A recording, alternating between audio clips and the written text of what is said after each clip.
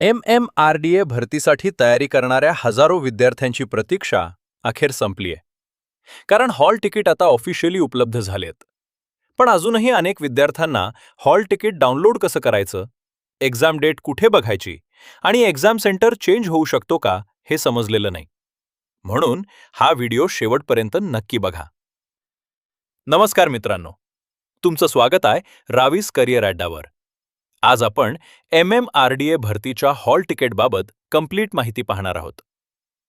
MMRDA अंतर्गत होणाऱ्या विविध पदांच्या परीक्षेसाठी हॉल तिकीट रिलीज करण्यात आलेत आणि आता कॅन्डिडेट्स आपलं ॲडमिट कार्ड ऑनलाईन डाउनलोड करू शकतात. सर्वात आधी हॉल तिकीट डाउनलोड कसं करायचं ते समजून घेऊ. ऑफिशियल वेबसाईट ओपन करा. त्यानंतर हॉल तिकीट किंवा ॲडमिट कार्ड सेक्शनवर क्लिक करा.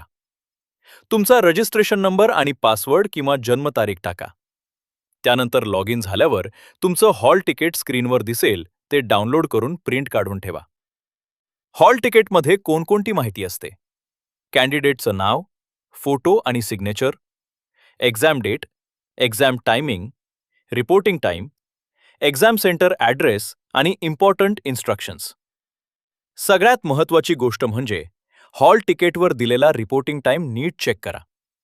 अनेक विद्यार्थी उशिरा पोहोचतात आणि त्यामुळे एक्झाम द्यायला प्रॉब्लेम होतो. तसंच एक्झाम सेंटर दुसऱ्या सिटीमध्ये असू शकतो, त्यामुळे आधीच प्लॅनिंग करा. एक्झामला जाताना हॉल तिकीट प्रिंट, आधार कार्ड किंवा valid ID proof, passport size photo हे डॉक्युमेंट सोबत घेऊन जाणं आवश्यक आहे.